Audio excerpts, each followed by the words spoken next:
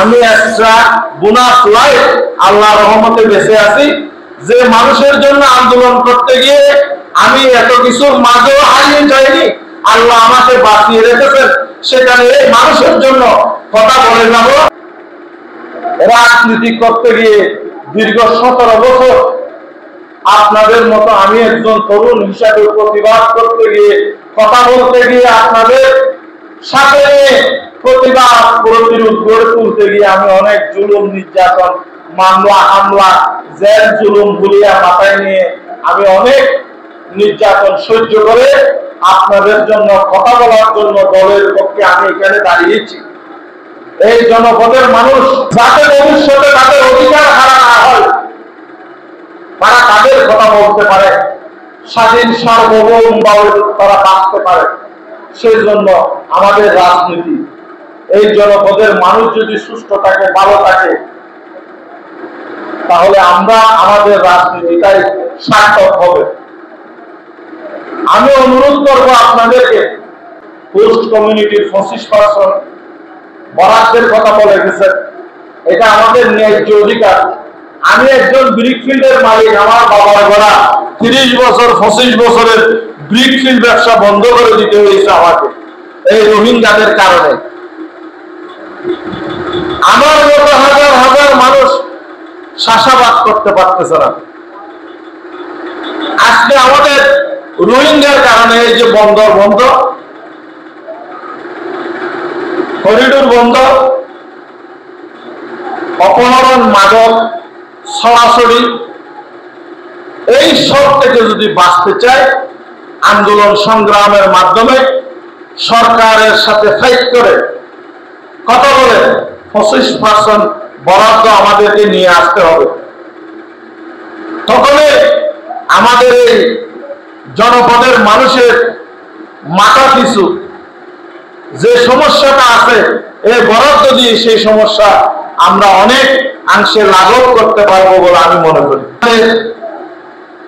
বিচারালয়, কোর্টের কথা বলেছেন, হাজার হাজার মানুষ প্রতিদিন কোর্টে যেতে হয়, হয়রানির শিকার হচ্ছে রাস্তায় বিডিআর পুলিশে। একজন 10 জন খারাপের জন্য আমরা হাজার জন কষ্ট পাচ্ছি। যদি একটি কোর্ট এখানে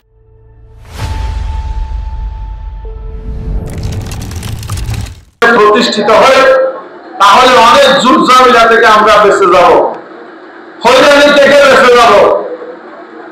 এইভাবে তরুণ সমাজকে, তরুণ নেতৃত্ব প্রতিষ্ঠিত করে সবাইকে ঐক্যবদ্ধ হয়ে, আমরা এই দেশের সন্তান, এখানে জন্ম নিয়েছি, আমরা এই দেশের নাগরিক, এই দেশের মালিক, আমাদেরকে আমাদের মালিকানা প্রতিষ্ঠিত করতে হবে।